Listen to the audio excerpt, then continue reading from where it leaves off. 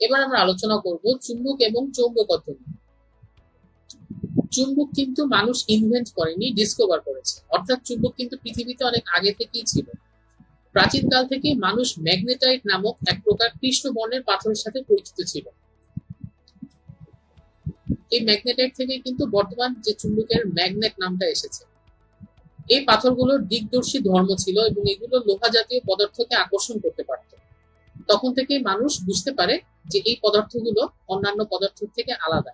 যেহেতু এরা ধাতব পদার্থকে আকর্ষণ করতে পারছে, তখন মানুষ এগুলোকে চুম্বক হিসেবে ব্যবহার করতে শুরু করে এবং ওই চুম্বকগুলোকে তারা সবসময় দেখে যে যখন তারা চুম্বকটাকে আনুভূমিকভাবে ঝুলিয়ে দিচ্ছে, তখন সেই চুম্বকগুলো উত্তর দক্ষিণ দিকে মুখ করে থাকছে। তখন তারা এটা বুঝতে পারে যে যেহেতু ওই চুম্বকের যে পাথরগুলো সেগুলো উত্তর দক্ষিণ দিকে মুখ করে আছে, তার মানে অবশ্যই পৃথিবীর উত্তর দক্ষিণ দিকে ওই চুম্বককে আকর্ষণ করার মতো কোনো ধর্ম আছে পৃথিবীর। সপ্তদশ শতাব্দীর প্রথম ভাগে রানী এলিজাবেথের গৃহ চিকিৎসক ডক্টর গিলবার্ট সর্বপ্রথম এই সিদ্ধান্তে উপনীত হন যে একটি চুম্বক ক্ষেত্র পৃথিবীকে ঘিরে রয়েছে, অর্থাৎ পৃথিবী নিজেই একটি বড় চুম্বক। পৃথিবী নিজে একটি বড় চুম্বক, এই ধারণাটি তাহলে কে দেন? Doctor Gilbert. পৃথিবীর এই চুম্বকত্বকে বলে হচ্ছে ভ্রু চুম্বকত্ব। পরবর্তীতে লোহা এবং অক্সিজেনের সংমিশ্রণে একটি যৌগিক পদার্থ তৈরি হয়, যাকে আমরা বর্তমানে চুম্বক বলে থাকি, যেটি রাসায়নিক সংকেত হচ্ছে Fe3O4। এটিকে রাসায়নিকভাবে বলা হয় ফেরাসোফেরিক অক্সাইড। এটি ম্যাগনেটাইট নামক মিনারেলস অর্থাৎ আকরিক থেকে পাওয়া যায়। আধুনিক সভ্যতায় চুম্বকের অস্তিত্ব প্রায় আমরা সব জায়গাতেই দেখতে পারি, যেমন তড়িৎ উৎপাদক যন্ত্র, তারপর ট্রান্সফরমারের ভিতরেও চুম্বক থাকে। এছাড়াও বিভিন্ন ইলেকট্রিক এবং ইলেকট্রনিক্সের যন্ত্রপাতির ভিতরে আমরা চুম্বক দেখতে পাই। যেমন আমরা বৈদ্যুতিক মোটরের কথা যদি চিন্তা করি, বৈদ্যুতিক মোটর খুললে আমরা বৈদ্যুতিক মোটরের ভিতরে কিন্তু দুই পাশে দুটো চুম্বক থাকে। আমরা যদি কখনো মোটর খুলে দেখি তাহলে আমরা দেখব বৈদ্যুতিক মোটরের ভিতরে দুই পাশে দুটো চুম্বক রয়েছে। এখন তাহলে আসা যাক চুম্বক কি। যে সকল বস্তুর আকর্ষণ এবং দিক নির্দেশক ধর্ম রয়েছে তাদেরকে চুম্বক বলা হয়। চৌম্বক ক্ষেত্র সৃষ্টির মাধ্যমে একটি চুম্বক কোন চৌম্বক পদার্থের উপর বল প্রয়োগ করে। এখানে তাহলে আমরা দুটি জিনিস দেখতে পাচ্ছি, একটি হচ্ছে চুম্বক আর একটি হচ্ছে চৌম্বক। চুম্বক হচ্ছে যার আকর্ষণ ক্ষমতা আছে, অর্থাৎ আমরা যেটাকে ম্যাগনেট বলছি, অর্থাৎ এই যে আমরা একটি দণ্ড যেটির এক পাশে হচ্ছে নর্থ পোল এবং এক পাশে সাউথ পোল আছে, সেটি কিন্তু আমরা চুম্বক বলছি। এই চুম্বক যাদেরকে আকর্ষণ করে তাদেরকে আমরা বলি হচ্ছে চৌম্বক পদার্থ। যেমন লোহা হচ্ছে একটি চৌম্বক পদার্থ। এই চুম্বকের চারপাশে একটি চৌম্বক ক্ষেত্র তৈরি হয়, এটি হচ্ছে চুম্বকের বলরেখা, অর্থাৎ চুম্বকের ক্ষেত্রটি আমরা চুম্বক বলরেখার মাধ্যমে দেখাতে পারি। এই চুম্বক বলরেখার মধ্যে যদি আমরা একটি চৌম্বক পদার্থ রাখি, অর্থাৎ লোহাকে ধরে রাখলাম, লোহাকে যদি রাখি তাহলে এটি এই চুম্বকের প্রভাবে এটিও একটি ক্ষণস্থায়ী চুম্বকে পরিণত হবে এবং এই চুম্বককে সেটি আকর্ষণ করবে। অর্থাৎ এটি এখানে বলেছে যে চৌম্বক ক্ষেত্র সৃষ্টির মাধ্যমে একটি চুম্বক কোন চৌম্বক পদার্থের উপর বল প্রয়োগ করে। চুম্বকের আকর্ষণ এবং দিক নির্দেশক ধর্মকে এর চুম্বকত্ব বলে। চুম্বকত্ব চুম্বকের একটি ভৌত ধর্ম। চুম্বকত্ব চুম্বকের একটি ভৌত ধর্ম, এর অর্থ হচ্ছে ভৌত ধর্ম হচ্ছে এর একটি বাহ্যিক ধর্ম। আমরা কিন্তু রাসায়নিক বিভিন্ন কাজের মাধ্যমে এমনকি তাপ প্রয়োগ করে আমরা চুম্বকত্ব নষ্ট করে ফেলতে পারি। এই জন্য এখানে বলা হচ্ছে যে চুম্বকত্ব চুম্বকের একটি ভৌত ধর্ম। চুম্বকের মেরু অঞ্চলে অর্থাৎ দুই মেরুতে আকর্ষণ ক্ষমতা সবচেয়ে বেশি। পৃথিবী একটি বিরাট চুম্বক, এ কারণে চুম্বক সবসময় উত্তর দক্ষিণে অবস্থান করে। অর্থাৎ এটি যদি একটি চুম্বক হয়, এই চুম্বকের দুটি মেরু থাকবে, এটিকে আমি ধরলাম নর্থ পোল, এটি হচ্ছে সাউথ পোল। এখন আমরা যদি এখানে অনেকগুলো ছোট ছোট ছোট ছোট লোহার গুঁড়া চুম্বক ক্ষেত্রের ভিতরে রাখি, তাহলে আমরা দেখব যে গুঁড়াগুলো কিছু লেগে আছে এই নর্থ পোলের দিকে এবং কিছু লেগে আছে এই সাউথ পোলের দিকে, অর্থাৎ মাঝখানের এদিকে কিন্তু চুম্বকত্ব খুব কম। এটা এখানে বলা হচ্ছে যে একটি চুম্বকের মেরু অঞ্চল অর্থাৎ দুই মেরুতে আকর্ষণ ক্ষমতা সবচেয়ে বেশি থাকে। এবার আমরা দেখব চুম্বকের বিভিন্ন প্রকার ভেদ নিয়ে। চুম্বক বিভিন্ন প্রকারের পাওয়া যায় পৃথিবীতে। কিছু আছে প্রাকৃতিক চুম্বক। খনিতে যে সকল চুম্বক পাওয়া যায় তাদেরকে বলা হয় প্রাকৃতিক চুম্বক। প্রাকৃতিক চুম্বকের চুম্বকত্ব স্থায়ী কিন্তু শক্তিশালী হয়। সেটি প্রাকৃতিক চুম্বকগুলো অনেকটা হয়, মানে অনেকটা কাঁচা হয়। সেটি স্থায়ী চুম্বক, সেটি নষ্ট হবে না বা সেটি কোন তড়িৎ ক্ষেত্রের প্রভাবে চুম্বকত্ব সৃষ্টি হয় না। সেটি আগে থেকেই চুম্বক থাকে কিন্তু এটি অতটা শক্তিশালী হয় না। এটি হচ্ছে একটি আকরিকের মতো থাকে। বর্তমানকালে প্রাকৃতিক চুম্বকের ব্যবহার নেই বললেই চলে। অতীতে প্রাকৃতিক চুম্বককে লোডস্টোন বলা হতো। অর্থাৎ পরীক্ষাতে যদি আসে নিচের কোনটি প্রাকৃতিক চুম্বক, আমরা কিন্তু লোডস্টোন এটি একটি প্রাকৃতিক চুম্বক। এরপর হচ্ছে কৃত্রিম চুম্বক। পরীক্ষাগারে লোহা, ইস্পাত, নিকেল, কোবাল্ট প্রভৃতি চৌম্বক পদার্থকে বিশেষ উপায়ে চুম্বকে পরিণত করা হলে তাকে আমরা বলবো কৃত্রিম চুম্বক। অর্থাৎ আমার চাহিদা মতো আমি বিভিন্ন প্রকারের চৌম্বক পদার্থকে আমি যদি চুম্বকত্ব দান করতে পারি।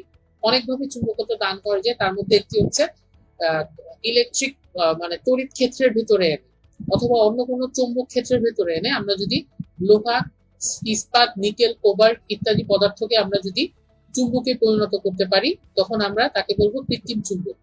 শিল্প এবং বৈজ্ঞানিক কাজে কৃত্রিম চুম্বক ব্যবহার করা হয়।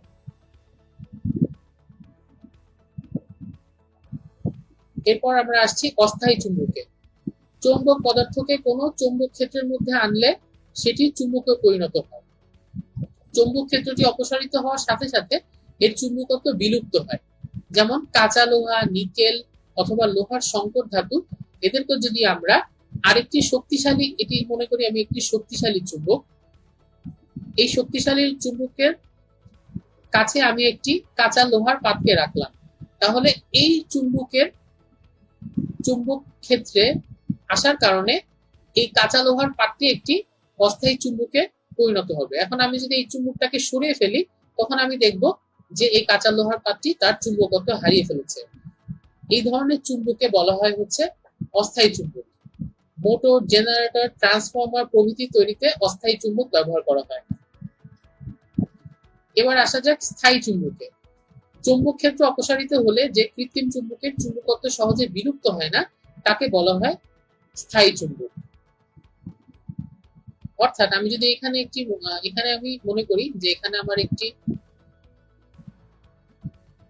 চুম্বক আছে, আমি এখানে একটি চৌম্বক পদার্থকে এই চুম্বকের চৌম্বক ক্ষেত্রের ভিতরে রেখে দিলাম।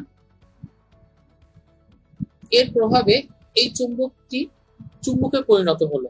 এখন আমি যদি এই চুম্বককে সরিয়ে দেই তাহলে আমি দেখব যে স্থায়ী চুম্বক পদার্থে চুম্বকত্ব নষ্ট হবে না। অর্থাৎ চৌম্বক ক্ষেত্র অপসারিত হলেও এই কৃত্রিম চুম্বকের চুম্বকত্ব সহজে বিলুপ্ত হয় না। এ ধরনের চুম্বককে বলা হয় স্থায়ী চুম্বক। লোহা, নিকেল, কোবাল্ট, তামা প্রভৃতির মিশ্রণ দিয়ে বর্তমানে শক্তিশালী স্থায়ী চুম্বক তৈরি করা হচ্ছে। সম্প্রতি উদ্ভাবিত সবচেয়ে শক্তিশালী স্থায়ী চুম্বক হচ্ছে নিওডিমিয়াম বোরন আয়রন। এটি ল্যাবরেটরিতে উৎপন্ন হওয়া বর্তমানে সর্বাধিক শক্তিশালী স্থায়ী চুম্বক নিওডিমিয়াম বোরন আয়রন। লোহার মধ্যে 0.8% বেশি কার্বন থাকলে তা স্থায়ী চুম্বকে পরিণত হয়। অর্থাৎ লোহার মধ্যে কার্বনের পরিমাণ যদি 0.8% বেশি থাকে, আমরা কোনো আকরিক থেকে যখন আমরা লোহা বিশোধন করি অথবা আমরা যদি কৃত্রিমভাবে লোহার ভেতরে 0.8% বেশি কার্বন রাখি তাহলে তা স্থায়ী চুম্বক তৈরি করতে পারে। স্থায়ী চুম্বক দুই ধরনের হয়, একটি হচ্ছে সংকর চুম্বক আর একটি হচ্ছে সিরামিক চুম্বক। সংকর চুম্বকের উদাহরণ যেমন এলিনকো একটি সংকর চুম্বক। নিওডিমিয়াম বোরন আয়রন, এটির কথা আগেই বলেছি, এটি একটি শক্তিশালী স্থায়ী চুম্বক যেটি হচ্ছে সংকর চুম্বক। এই নিওডিমিয়াম বোরন আয়রনের ভিতরে বিভিন্ন পদার্থের মিশ্রণ তৈরি করা হয়, মিশ্রণের সাহায্যে তৈরি করা হয়, এই জন্য একে বলা হচ্ছে সংকর চুম্বক। আর সিরামিক চুম্বক সেটি তৈরি হয় ফেরাইট থেকে, যা আয়রন অক্সাইড এবং বোরনের মিশ্রণে তৈরি হয়। সংকর চুম্বক হচ্ছে লোহা, নিকেল, কোবাল্ট, তামা প্রভৃতির মিশ্রণ থেকে তৈরি হচ্ছে। আর সিরামিক চুম্বক হচ্ছে আয়রন অক্সাইড ও বোরনের মিশ্রণে তৈরি হচ্ছে। টেপ রেকর্ডার ও কম্পিউটারের মেমোরি যে ফিতা থাকে, স্মৃতির ফিতায় এ ধরনের সিরামিক চুম্বক ব্যবহার করা হয়। অর্থাৎ যে হার্ড ড্রাইভের মধ্যে আমরা বিভিন্ন তথ্য উপাত্ত আমরা সংগ্রহ করে রাখি, সেটি বানানোর জন্য সিরামিক চুম্বক ব্যবহার করা হয়। এছাড়া ক্যাসেটের ফিতায় ক্রোমিয়াম অক্সাইড ব্যবহার করা হয়। অনেক আগে আমাদের যে ফিতা ফিতা ফিতাওয়ালা ক্যাসেট যেগুলো ছিল, অর্থাৎ ক্যাসেটের দুই পাশে এখানে এখানে একটি ফিতার রোল এবং এখানে একটি ফিতার রোল, সেই ফিতাগুলোতে শব্দ সংগ্রহ করে রাখা হতো। সেই ক্যাসেটের ফিতায় ক্রোমিয়াম অক্সাইড ব্যবহার করা হতো। আবার সেলুলয়েডের যখন আমরা ফিল্মগুলো চালাই সিনেমা হলে, সেগুলোতেও তথ্য সংগ্রহ করে রাখা হয় এই চুম্বকের মাধ্যমে। যখন ফিতা চালনা করা হয় তখন তা ঘুরে ঘুরে বৈদ্যুতিক ক্ষেত্রের সংস্পর্শে এসে সংরক্ষিত তথ্য প্রেরণ করে। এবার আমরা দেখব তাড়িৎ চুম্বক। তাড়িৎ চুম্বক হচ্ছে আমরা যখন তড়িৎ প্রবাহিত করে, আমরা যখন তড়িৎ প্রবাহের মাধ্যমে আমরা একটি চৌম্বক পদার্থকে আমরা চুম্বকে পরিণত করব। এক টুকরো কাঁচা লোহাকে দণ্ডাকার বা ইউ আকৃতির বাঁকিয়ে একে অন্তরিত তামার তারে জড়িয়ে তড়িৎ প্রবাহ চালনা করলে সেটি তাড়িৎ চুম্বক তৈরি করে। যতক্ষণ তারের মধ্য দিয়ে তড়িৎ প্রবাহিত হয় ততক্ষণই এর চুম্বকত্ব থাকে। তড়িৎ প্রবাহ বন্ধ করার সাথে সাথে এর চুম্বকত্ব লোপ পায়। এখানে আমরা দেখতে পাচ্ছি যে একটি লোহার দণ্ডাকার লোহা আছে। এখানে এই দণ্ডাকার লোহাটিকে একটি তারের সলিনয়েডের ভিতরে রাখা হয়েছে। এর চারপাশে তামার তার দিয়ে পেঁচিয়ে রাখা হয়েছে এবং এটির ভিতরে বিদ্যুৎ চালনা করা হচ্ছে এবং বিদ্যুৎ চালনার কারণে এই যে আমরা দেখতে পাচ্ছি চুম্বক বলরেখা সৃষ্টি হয়েছে। অর্থাৎ তখন আমরা দেখব যে যতক্ষণ কারেন্ট পাস করানো হবে ততক্ষণ এই লোহাটি চুম্বকের ন্যায় আচরণ করবে। এটি একটি তড়িৎ চুম্বকীয় উদাহরণ। আবার আমরা এই লোহাটিকে যদি আমরা বাঁকিয়ে ইউ শেপের করে ফেলি, এই যে এখানে যেটি করা হয়েছে ইউ শেপের করে, তারপর আমরা সেটিকে তারে পেঁচিয়ে আমরা এখানে বিদ্যুৎ সংযোগ দিয়েছি। এখানে ব্যাটারি আছে, এখানে পরিবর্তনশীল রোধ আছে এবং অ্যামিটারতে আমরা দেখছি বিদ্যুৎ সংগ্রহ হচ্ছে এবং এটা হচ্ছে সুইচ অন করে দিলে এখানে কারেন্ট পাস করবে এবং কারেন্ট পাস করলে আমরা দেখতে পাবো যে এখানে চুম্বক সৃষ্টি হয়েছে। এটি হচ্ছে তাড়িৎ চুম্বকের উদাহরণ। এই কারেন্ট যখন আমি পাস করানো বন্ধ করে দিব তখন এখানে চুম্বকত্ব নষ্ট হয়ে যাবে এবং এখানে কারেন্ট পাস করিয়ে কিন্তু অনেক শক্তিশালী চুম্বক সৃষ্টি করা যাবে। এই নর্মাল দণ্ডাকারে না রেখে এই লোহাটিকে যদি আমি ইউ আকারে রাখি তাহলে এর চুম্বকত্ব বেশি হয়, কারণ এখানে মেরু দুটি খুব কাছাকাছি থাকে। অর্থাৎ এই প্রান্তটির চুম্বকত্ব কিন্তু অনেক বেশি হয় এবং এদিকে কোনো চুম্বকত্ব থাকে না। আমরা আগে দেখেছি যে মাঝখানে চুম্বকত্ব অনেক কম থাকে, দুই মেরুতে সবচেয়ে বেশি থাকে। এবার আমরা আলোচনা করব চৌম্বক এবং চৌম্বক পদার্থ নিয়ে। যে সকল পদার্থকে চুম্বক সহজেই আকর্ষণ করে এবং যাদেরকে কৃত্রিম চুম্বকে পরিণত করা যায় তাদেরকে আমরা বলবো চৌম্বক পদার্থ, যেমন লোহা, নিকেল, কোবাল্ট ইত্যাদি। অন্যদিকে যে সকল পদার্থকে চুম্বক আকর্ষণ করে না তাদেরকে আমরা বলবো অচৌম্বক পদার্থ, যেমন কাগজকে চুম্বক আকর্ষণ করে না এবং তড়িৎ প্রবাহিত করে বা অন্য একটি চুম্বক ক্ষেত্রে রেখেও আমরা কখনো কাগজকে চুম্বকে পরিণত করতে পারবো না। তাই কাগজ হচ্ছে একটা অচৌম্বক পদার্থ। লোহা, ইস্পাত, কোবাল্ট, নিকেল প্রভৃতি হচ্ছে চৌম্বক পদার্থ। যে সমস্ত পদার্থতে লোহা আছে অথবা লোহার যে সমস্ত সংকর পদার্থ আছে এরাও চৌম্বকত্ব প্রদর্শন করে। লোহার উপরে নিকেল এবং কোবাল্টের প্রলেপ দিয়ে ইস্পাত তৈরি করা হয়, তাই ইস্পাতকেও খুব ভালো মানের চুম্বকে পরিণত করা যায়। আমরা জানি ইস্পাত হচ্ছে একটি সংকর ধাতু যেটি লোহা, নিকেল, কোবাল্ট দিয়ে তৈরি করা হয় এবং যেহেতু এটার ভিতরে লোহা আছে এবং তার উপরে নিকেল এবং কোবাল্ট আছে যারা উভয়ই চৌম্বক পদার্থ, তাই ইস্পাতকে খুব ভালো মানের চুম্বকে পরিণত করা যায়। এছাড়াও সোনা, রূপা, তামা, পিতল, অ্যালুমিনিয়াম, দস্তা, টিন ইত্যাদি ধাতুকে কিন্তু চুম্বক আকর্ষণ করে না, এরা হচ্ছে অচৌম্বক পদার্থ।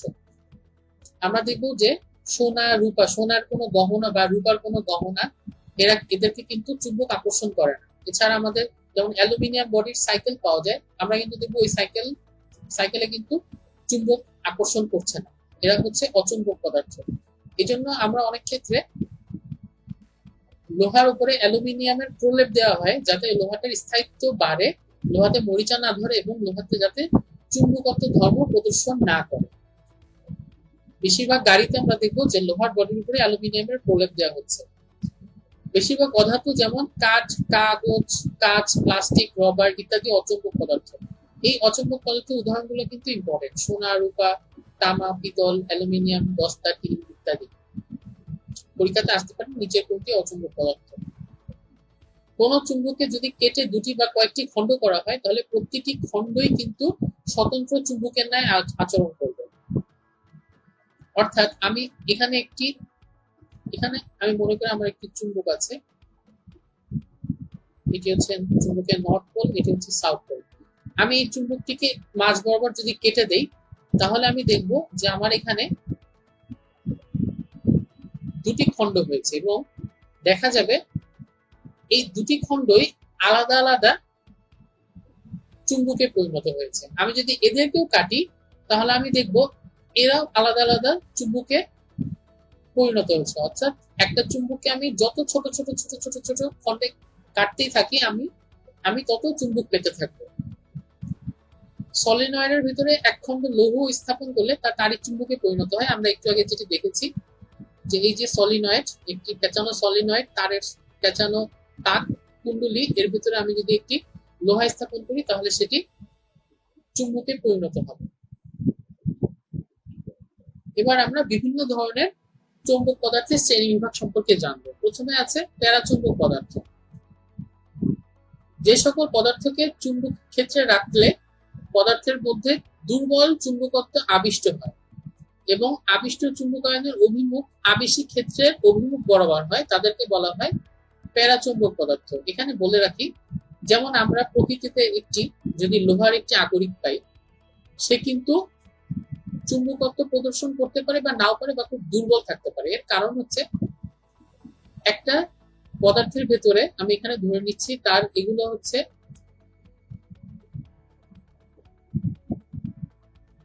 তার বিভিন্ন পার্টিকেল। এখন এই পুরো ক্ষেত্রটিতে অনেকগুলো এরকম ছোট ছোট ছোট ছোট চুম্বক দ্বিপল থাকে। আমি ধরে নিচ্ছি এখানে এই খণ্ডটি একটি ছোট চুম্বক যার দিক এদিকে, এই খণ্ডটি একটি চুম্বক যার দিক এদিকে, এটির দিক এদিকে, এটির দিক এদিকে, এরকম করে তারা বিভিন্ন ভাবে এদিক ওদিক ছড়ানো ছিটানো থাকে তাদের বিভিন্ন পার্টের চুম্বকগুলো।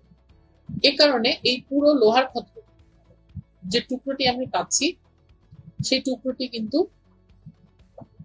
পুরোটা একসাথে চুম্বক হিসাবে আচরণ করছে না, কিন্তু তার ভেতরে যে ছোট ছোট পার্ট গুলো আছে প্রতিটি একটি একটি চুম্বকের মতো আচরণ করে।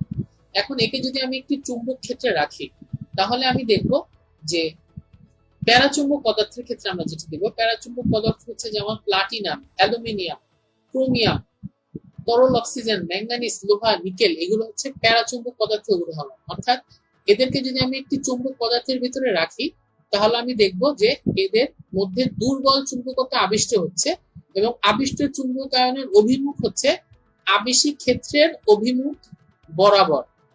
তখন আমি তাদেরকে বলবো প্যারাচুম্বক পদার্থ। অর্থাৎ আমি এখানে দেখি যে আমার এখানে একটি পদার্থ, প্যারাচুম্বক পদার্থ আমি ধরলাম, যে যার চুম্বক দ্বিপল গুলো এভাবে করে এলোমেলো ভাবে ছিল। এবার আমি তাকে একটি শক্তিশালী চৌম্বক ক্ষেত্রের ভেতরে রাখলাম। সেই চৌম্বক ক্ষেত্রের দিক হচ্ছে এদিকে রাখলে এটি তখন এই চুম্বক ক্ষেত্রের প্রভাবে এটির দিকও এদের দিকে হয়ে যাবে। তখন আমি তাকে বলবো প্যারাচুম্বক পদার্থ, কিন্তু এটি খুব দুর্বল চুম্বকত্ব দেখাবে। অর্থাৎ প্যারাচুম্বক পদার্থকে যদি আমি একটি চুম্বক ক্ষেত্রে রাখি তাহলে সেটি দুর্বল চুম্বকত্ব দেখাবে এবং যে আবিষ্ট হয়ে যে চুম্বকত্বটা দেখাবে সেটির দিক হবে আমার যে আবেশিক ক্ষেত্রটা ছিল, অর্থাৎ এই ক্ষেত্রটা দিয়ে আমি আবেশ করেছি এদেরকে, এটি হচ্ছে আমার চুম্বক ক্ষেত্রটা, বড় চুম্বক ক্ষেত্রটা, তার দিক বরাবর। এখন কোন ক্ষেত্রে তার দিক বরাবর না হয়ে তার বিপরীত দিকে হতে পারে, তখন আমরা পাবো হচ্ছে ডায়াচুম্বক পদার্থ। ডায়াচুম্বক পদার্থের উদাহরণ হচ্ছে বিসমাথ, তামা, পারদ, বিসমাথ, তামা, পারদ, স্বর্ণ, পানি, অ্যালকোহল, হাইড্রোজেন, এগুলো।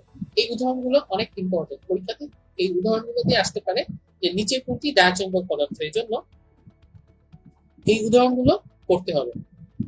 ডায়াচুম্বক পদার্থের মধ্যে দুর্বল চুম্বকত্ব সৃষ্টি হয়, কিন্তু আবিষ্ট চুম্বকায়নের অভিমুখ হয় বহির্চুম্বক ক্ষেত্রের অভিমুখের বিপরীত দিকে। অর্থাৎ আমি ধরে নিচ্ছি এটি একটি ডায়াচুম্বক পদার্থ, যেমন বিসমাথ। এর আগে চুম্বক দ্বিপলগুলো এদিক ওদিক ছড়ানো ছিল। এবার আমি একটি বড় চুম্বককে তার পাশে নিয়ে আসলাম। এই চুম্বকের আবেশের কারণে এটির ভিতরে খুব হালকা চুম্বকত্ব সৃষ্টি হবে, কিন্তু সেই চুম্বকত্বের দিক হবে আমার এখানে যে আবেশিক চুম্বক ক্ষেত্র ছিল যেদিকে, তার বিপরীত দিকে। এটি হচ্ছে ডায়াচুম্বক পদার্থ। এরপরে আসবো ফেরোচুম্বক পদার্থে। ফেরোচুম্বক পদার্থ অত্যন্ত শক্তিশালী। এদেরকে চুম্বক ক্ষেত্রের ভিতরে যদি আমি রাখি, এদের মধ্যে শক্তিশালী চুম্বকত্ব আবিষ্ট হবে। এদের মধ্যে শক্তিশালী চুম্বকত্ব আবিষ্ট হবে এবং আবিষ্ট চুম্বকায়নের অভিমুখ হবে আবেশিক ক্ষেত্রের অভিমুখ বরাবর। তাদেরকে আমরা বলবো ফেরোচুম্বক পদার্থ। অর্থাৎ এখানে যদি একটি ফেরোচুম্বক পদার্থ থাকে, ফেরোচুম্বক পদার্থের উদাহরণগুলো যদি আমরা দেখি, যেমন লোহা, নিকেল, কোবাল্ট, যেটি বলছিলাম আগে। এই জন্য আমরা এদেরকে খুব সহজে আমরা অনেক শক্তিশালী চুম্বকে পরিণত করতে পারি। লোহা, চুম্বক, কোবাল্ট, নিউ মেটাল। এই নিউ মেটাল হচ্ছে nickel iron soft ferromagnetic alloy. এর ভিতরে নিকেল এবং আয়রনের একটি সংকর হচ্ছে নিউ মেটাল। আমি ধরে নিলাম আমি প্রকৃতি থেকে একটি লোহাকে নিয়ে এসেছি। সেই লোহা কিন্তু চুম্বকত্ব প্রদর্শন করবে না, কারণ তার ভিতরে চুম্বকত্ব আছে, কিন্তু সেই চুম্বক দ্বিপলগুলো এদিক ওদিকে মুখ করে আছে। এই জন্য তার কোনো নির্দিষ্ট ওরিয়েন্টেশন নাই। এই জন্য আমি লোহার পাশে আরেকটি লোহা আনলে আমি দেখবো যে লোহাটি তাকে আকর্ষণ করছে না। কিন্তু আমি যদি ওই লোহার পাশে একটি শক্তিশালী চুম্বক রাখি, তাহলে এই শক্তিশালী চুম্বকের আবেশে এই লোহার টুকরাটি তার ভেতরে যে বিক্ষিপ্ত আকারে চুম্বকত্ব ছিল সেটি একটি ওরিয়েন্টেশন প্রাপ্ত হবে, এবং সেই দিকটি হবে যেই চুম্বকটি দিয়ে আমি তাকে আবিষ্ট করেছি সেই চুম্বকের দিক অভিমুখী, এবং এটি অত্যন্ত শক্তিশালী হবে। এরাই হচ্ছে ফেরোচুম্বক পদার্থ। ফেরোচুম্বক পদার্থে চুম্বক ক্ষেত্র ছাড়াই স্বতঃস্ফূর্তভাবে বিন্যস্ত হয়ে শক্তিশালী চুম্বকে পরিণত হয়। কিন্তু ফেরোচুম্বকের একটি সম্পূর্ণ দণ্ড বা খণ্ডে চুম্বক পরমাণুগুলো ক্ষুদ্র ক্ষুদ্র চুম্বকিত এলাকা বা ডোমেইনে বিভক্ত হয়ে পড়ে। ডোমেইনগুলো বিভিন্ন দিকে মুখ করে থাকে বলে সাধারণভাবে এদেরকে অচুম্বকিত বলা হয়। এই যে বলছিলাম যে এই ডোমেইনগুলো এদিক ওদিক ছড়ানো ছিল, এ কারণে তাদেরকে অচুম্বক পদার্থ মনে হচ্ছিল। কিন্তু এদেরকে যখন আমি চুম্বক ক্ষেত্রে রাখছি, তখন এরা সবাই একটি নির্দিষ্ট অভিমুখে যাচ্ছে এবং শক্তিশালী চুম্বকত্ব প্রদর্শন করছে। কোন পদার্থকে শক্তিশালী চুম্বক ক্ষেত্রের মধ্যে স্থাপন করলে পদার্থে কোনো চুম্বকত্ব না দেখা দিলে, যদি পদার্থে কোনো চুম্বকত্ব, আমরা একটা পদার্থকে শক্তিশালী চুম্বক ক্ষেত্রে স্থাপন করেছি, এখন আমরা যদি কোনো চুম্বকত্ব না দেখতে পাই, তাহলে সেটি হবে হচ্ছে অচুম্বক পদার্থ। সেটি হবে চুম্বক নয়, সেটি হবে অচুম্বক পদার্থ। যদি ক্ষীণ চুম্বকত্ব দেখা যায়, তাহলে সেটিকে আমি বলবো ডায়াচুম্বক পদার্থ, যেমন পানি, তামা, বিসমাথ ইত্যাদি। আর সামান্য চুম্বকত্ব প্রদর্শন করলে তাকে আমরা বলবো প্যারাচুম্বক পদার্থ। আর যদি অত্যন্ত শক্তিশালী চুম্বকত্ব প্রদর্শন করে, তখন আমরা তাকে বলবো ফেরোচুম্বক পদার্থ। অর্থাৎ শক্তিশালী চুম্বক ক্ষেত্রে স্থাপন করার পর যদি কোনো চুম্বকত্ব না দেখা যায়, তাহলে সেটি হবে অচুম্বক পদার্থ। যদি ক্ষীণ চুম্বকত্ব দেখা যায়, তাহলে সেটি হবে ডায়াচুম্বক পদার্থ, যার দিক হচ্ছে আমি যেই চুম্বক দিয়ে আবেশিত করেছি সেই চুম্বকের বিপরীত দিকে। আর যদি সেই চুম্বকের দিকে হয় তাহলে, এবং সামান্য চুম্বকত্ব প্রদর্শন করে, তখন আমরা তাকে বলবো প্যারাচুম্বক পদার্থ। এবার আমরা একটি গুরুত্বপূর্ণ টপিক নিয়ে আলোচনা করব, যেটি হচ্ছে বিকর্ষণী চুম্বকত্বের মেরুর নিশ্চিত প্রমাণ। অর্থাৎ আমরা আকর্ষণ দেখে আমরা নিশ্চিত হতে পারবো না যে বস্তুটি চুম্বক কিনা, অচুম্বক অথবা চুম্বক পদার্থ, সেটি আমরা নিশ্চিত হতে পারবো না, কিন্তু বিকর্ষণে আমরা পারবো। যেমন আমরা এখানে দেখাই যে একটি চুম্বক হচ্ছে, এটি হচ্ছে নর্থ, এটি হচ্ছে সাউথ। এটির কাছে আমি যদি আরেকটি চুম্বককে আনি, আমি জানি যে এটি একটি চুম্বক। এখন আমার কাছে একটি লোহার পাত আছে, এটি চুম্বক কিনা এটি আমার দেখা প্রয়োজন। এখন এই চুম্বকটার আমরা জানি সমধর্মী সমমেরু পরস্পরকে বিকর্ষণ করে আর বিপরীত মেরু পরস্পরকে আকর্ষণ করে। এই চুম্বকটা যদি এরকম হয় যে এর নর্থ সাউথ এখানে আর এর নর্থ সাউথ এখানে, তাহলে এই সাউথ এবং এই নর্থ এটি পরস্পরকে আকর্ষণ করবে। এখন এই পরস্পরকে আকর্ষণ করলে কিন্তু আমরা এটা শিওরলি বলতে পারি না যে এটাও একটা চুম্বক, কারণ এটি চুম্বক না হয়ে এটি একটি লোহাও হতে পারে।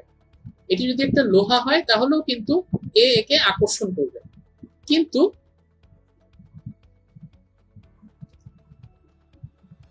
এখানে যদি নর্থ সাউথ, আমি যদি এই চুম্বকটিকে উল্টিয়ে দেই, চুম্বকটিকে উল্টিয়ে আমি এই সাইডে রাখলাম নর্থ এবং এই সাইডে রাখলাম সাউথ, এখন কিন্তু এই সমমেরু পরস্পরকে আকর্ষণ করবে না, তারা পরস্পরকে বিকর্ষণ করবে। আমরা যদি এখানে একটি লোহার টুকরাকে রাখি, লোহার টুকরাকে কিন্তু সে ঠিকই আকর্ষণ করবে, অর্থাৎ তখন আমি শিওরলি বলতে পারবো যে না এটা চুম্বক, কারণ এটাকে বিকর্ষণ করছে। অর্থাৎ বিকর্ষণের মাধ্যমেই আমরা কিন্তু একটি চুম্বকত্বের মেরুর নিশ্চিত প্রমাণ পেতে পারি। আর আকর্ষণ কিন্তু চৌম্বক পদার্থকেও চুম্বক আকর্ষণ করে, অন্য একটি চুম্বককেও আকর্ষণ করে, চৌম্বক পদার্থকেও আকর্ষণ করে, কিন্তু বিকর্ষণ শুধুমাত্র দুইটি চুম্বকের মধ্যেই সম্ভব। এজন্য আমরা যখন যদি দুইটি চুম্বক একজন আরেকজনকে বিকর্ষণ করে, তখন আমি একদম নিশ্চিতভাবে বলতে পারবো যে হ্যাঁ দুটি হচ্ছে আমার চুম্বক। আমরা আগেই বলেছি যে একটি চুম্বককে যদি আমরা বারবার বিভাজিত করতে থাকি, তাহলে এটি ক্ষুদ্রতম বিভাজিত অংশে ভাগ হতে থাকবে। এই যে ক্ষুদ্র ক্ষুদ্র অংশে ভাগ হবে, এই প্রতিটি ছোট ছোট যে ভাগ থাকবে সেটিও এক একটি চুম্বক হবে। এই অনুচুম্বক গুলোকে বলা হয় হচ্ছে ওয়েবারের উপাদান। অর্থাৎ একটি চুম্বককে আমরা আগে দেখি যে ছোট ছোট ছোট ছোট ক্ষুদ্রতম অংশে ভাগ করতে পারি, যেগুলো নিজের এক একটা চুম্বক হবে, সেই ক্ষুদ্র ক্ষুদ্র অংশগুলোকে আমরা বলবো ওয়েবারের উপাদান। চুম্বকের মেরু শক্তির একক হচ্ছে অ্যাম্পিয়ার মিটার। এখন আমরা দেখব যে ম্যাগনেটিক লেন্থ এবং ফিজিক্যাল লেন্থ এই দুটো জিনিস কি। এটি একটি চুম্বক, এই চুম্বকের পুরো দৈর্ঘ্যের ভিতরেই কিন্তু পুরোটাতে কিন্তু চুম্বকত্ব পাওয়া যাবে না। এর মেরু হচ্ছে মেরু, যেমন এখানে আমি যদি একটি চুম্বক দেখি, এই চুম্বকের মেরু কিন্তু এখানে না, চুম্বকের মেরু এখান থেকে কিছুটা ভিতরে, নর্থ পোল, নর্থ যে মেরুটা এবং যে সাউথ মেরুটা সেটাও কিন্তু এখান থেকে কিছুটা ভিতরে। এই যে চুম্বকের ভেতরে এতটুকু এই পরিমাণ দৈর্ঘ্যের মধ্যেই চুম্বকটা মূলত তার চুম্বকত্ব বা চুম্বক ধর্ম প্রদর্শন করে। এজন্য এই দৈর্ঘ্যটাকে বলা হয় হচ্ছে ম্যাগনেটিক লেন্থ। অর্থাৎ আমার যদি একটি এই পরিমাণ যদি একটি চুম্বক আনা হয়, সেটি পুরোটা ম্যাগনেট হিসাবে কাজ করে না, তার এতখানি অংশ হচ্ছে ম্যাগনেট হিসাবে কাজ করে। এই অংশটার পরিমাপ হচ্ছে 0.84 অফ ফিজিক্যাল লেন্থ। অর্থাৎ আমার চুম্বকের ফিজিক্যাল লেন্থ, পুরো লেন্থ যদি হয় এল, তাহলে আমার ম্যাগনেটিক লেন্থ হচ্ছে 0.84 এল। অর্থাৎ এই পুরো চুম্বকের 84% হচ্ছে চুম্বক হিসাবে কাজ করে, বাকিরা করে না। এবার আমরা দেখব কুড়ি তাপমাত্রা কি। পদার্থবিজ্ঞানে কুড়ি তাপমাত্রা হচ্ছে সেই তাপমাত্রা যার উপরে নির্দিষ্ট উপাদান সমূহ তার স্থায়ী চুম্বকত্ব হারিয়ে ফেলে। বিজ্ঞানী পিয়েরে কুরির নাম অনুসারে নামকরণ করা হয়েছে। কুড়ি তাপমাত্রা হচ্ছে সেই সংকট তাপমাত্রা যাতে চুম্বকত্ব হারিয়ে যায়। লোহার কুড়ি তাপমাত্রা হচ্ছে 770 ডিগ্রি সেলসিয়াস। চুম্বকত্বের বল নির্ধারিত হয় চৌম্বক ভ্রামক দ্বারা, যা একটি পরমাণুর দ্বিমেরু ভ্রামক বা পরমাণুর ইলেকট্রনিক কৌণিক ভরবেগ ও স্পিনের কারণে উৎপন্ন হয়। উপাদানসমূহ বিভিন্ন স্বকীয় চুম্বক ক্ষেত্রে ভ্রামক গঠন থাকে যা তাপমাত্রার উপর নির্ভর করে। কুড়ি তাপমাত্রা হচ্ছে সেই সংকট বিন্দু যেখানে একটি উপাদানের স্বকীয় চৌম্বক ভ্রামক দিক পরিবর্তন করে। আমরা দেখিয়েছি যে এই যে ফেরোচুম্বক পদার্থ লোহা, সেটি কখন চুম্বকে পরিণত হচ্ছে। এই যে এখানে লোহাটির প্রথমে তার ভেতরে যে চুম্বক ডোমেইনে ভাগ করা ছিল সেগুলো এক এক দিকে ছিল, তখন আমরা তাকে একটি শক্তিশালী চুম্বকের আবেশে আনলাম এবং তারপরে তার সবগুলোর ওরিয়েন্টেশন একমুখী হলো, তখন এটি নিজে একটি শক্তিশালী চুম্বক হিসেবে কাজ করতে থাকলো। এই চুম্বকটি সরিয়ে ফেলার পরেও তারা একমুখী থাকবে এবং তারা একটি শক্তিশালী চুম্বক হিসেবে কাজ করতে থাকবে। এখন আমি যদি লোহার কুড়ি তাপমাত্রা হচ্ছে 770 ডিগ্রি সেলসিয়াস, আমরা যদি সেই লোহাকে 770°C তাপমাত্রা প্রদান করি। অর্থাৎ এই যে আমি দেখতে পাচ্ছি একটি লোহা যেটিকে আমি চুম্বকে পরিণত করেছি। এখন এটিকে যদি আমি 770°C তাপমাত্রায় উত্তপ্ত করি, তখন আবার তার ভেতরে যে চুম্বক ভ্রামক ছিল সেগুলোর স্পিন এক এক দিকে চলে যাবে, সেগুলো আবার এক এক দিকে ছড়িয়ে ছিটিয়ে কাজ করা শুরু করবে। তখন এটি তার চুম্বকত্ব হারাবে। এই তাপমাত্রাটাই হচ্ছে কুরি তাপমাত্রা।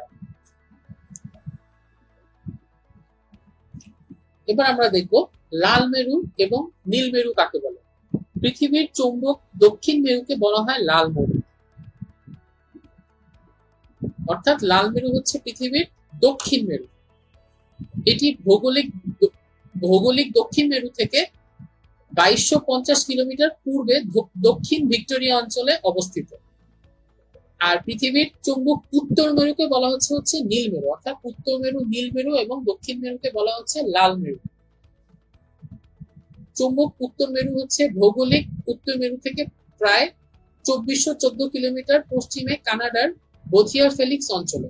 এখানে আমরা যদি দেখি, এটি হচ্ছে আমার পৃথিবীর অক্ষ, এটি হচ্ছে নর্থ পোল এবং এটি হচ্ছে সাউথ পোল। আর আমরা যখন চুম্বকে যদি আমরা ঝুলিয়ে রাখি, সেটি কিন্তু একদম সরাসরি নর্থ এবং সাউথ বরাবর থাকে না, সেটি কিছুটা বিচ্যুতি দেখায়। তারা নর্থ পোল এবং সাউথ পোল থেকে 11.5 ডিগ্রি বিচ্যুতি দেখায়। এখানে আমরা দেখতে পাচ্ছি এটি হচ্ছে আমার চুম্বকের পোল। চুম্বকের নর্থ পোল কিন্তু ভৌগোলিক নর্থ পোল থেকে 11.5 ডিগ্রি বিচ্যুত হয়েছে। আবার একইভাবে চুম্বকের সাউথ পোল ভৌগোলিক সাউথ পোল থেকে 11.5 ডিগ্রি বিচ্যুত হয়েছে। তো আমরা যদি একদম এক্স্যাক্টলি আমরা ভৌগোলিক দক্ষিণ মেরু থেকে আমাদের চুম্বক দক্ষিণ মেরু কোথায় এটা পেতে চাই, সেটি হচ্ছে 2250 কিলোমিটার পূর্বে দক্ষিণ ভিক্টোরিয়া অঞ্চলে অবস্থিত। একইভাবে ভৌগোলিক উত্তর মেরু থেকে পশ্চিম দিকে হচ্ছে 2414 কিলোমিটার দূরে আমার চুম্বক দক্ষিণ মেরু অবস্থিত। এরই সাথে শেষ হলো আমাদের চুম্বক এবং চৌম্বকত্ব টপিক। ধন্যবাদ।